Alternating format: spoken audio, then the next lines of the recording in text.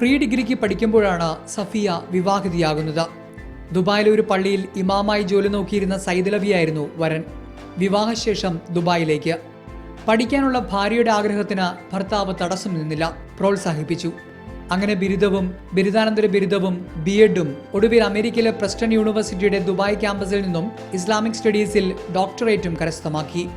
ഏത് മതത്തിലായാലും അങ്ങനെ പറയുന്നില്ല. കല്യാണം കഴിഞ്ഞോടുകൂടി അവരവരുടെ കഴിവ് അവിടെ നിന്നിട്ട് സപ്രസ് ചെയ്യണം, അടിച്ചമർത്തണം, അല്ലെങ്കിൽ അങ്ങനെ പോയില്ല. അത് നമ്മൾ ഇനീഷ്യേറ്റ് ചെയ്തിട്ട് നമ്മളെങ്ങനെ എന്തെങ്കിലും വളർത്തി കൊണ്ടുവരികയാണെങ്കിൽ നമുക്കൊരു അംബീഷൻസ്, ഒരു സ്വപ്നമൊക്കെ ഉണ്ടെങ്കിൽ നമുക്കതിലേക്ക് എത്താവുന്നേ ഉള്ളൂ.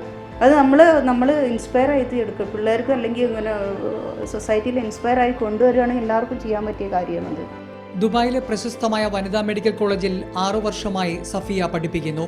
ഒപ്പം ഷാർജയിലെ DPS സ്കൂളിലെ ഡിപ്പാർട്ട്മെന്റ് ഓഫ് ഇസ്ലാമിക് സ്റ്റഡീസിന്റെ മേധാവി കൂടിയാണ് ഇവർ. ശിഷ്യഗണത്തിന് സഫിയ വെറും അധ്യാപികയല്ല, മാതൃകാധ്യാപികയാണ്. She has been a great inspiration because doctor എവിടെ നിന്ന് സ്റ്റാർട്ട് ചെയ്തിട്ടുള്ളതെന്ന് ഞങ്ങളുടെ അടുത്ത് പറഞ്ഞിട്ടുണ്ട്. അപ്പോൾ അവിടെ നിന്ന് സ്റ്റാർട്ട് ചെയ്തിട്ട് to reach this level to teach medical students, it's like I think it's a very big achievement for her. She inspires girls of our age to focus on what we're doing, and she's an amazing human being on the other side. 3 പെൺമക്കളും 2 ആൺമക്കളുമുള്ള ഈ അമ്മയ്ക്ക് കേരളത്തിൽ ചൂടൻ ചർച്ചയായ വിവാഹപ്രായത്തെപ്പറ്റിയും അഭിപ്രായമുണ്ട്. Actually എനിക്ക് നേരത്തെ ആക്കുന്നതിൽ താല്പര്യമില്ല. കാരണം നേരത്തെ വെച്ചാൽ 16-17 വയസ്സിലൊന്നും ഒരു പേഴ്സണാലിറ്റി ഡെവലപ്പ് ചെയ്തിട്ട് എനിക്ക് എവിടെ എത്തണം, ലോകം എങ്ങനെയാണെന്ന് തിരിച്ചറിയുന്ന ഒരു കാലമല്ല. അതിന് നമ്മൾ 18 വയസ്സ് മിനിമം വെച്ചതിൻ്റെ ഒരു ആവശ്യമായിട്ടാണ് എനിക്ക് തോന്നുന്നത്.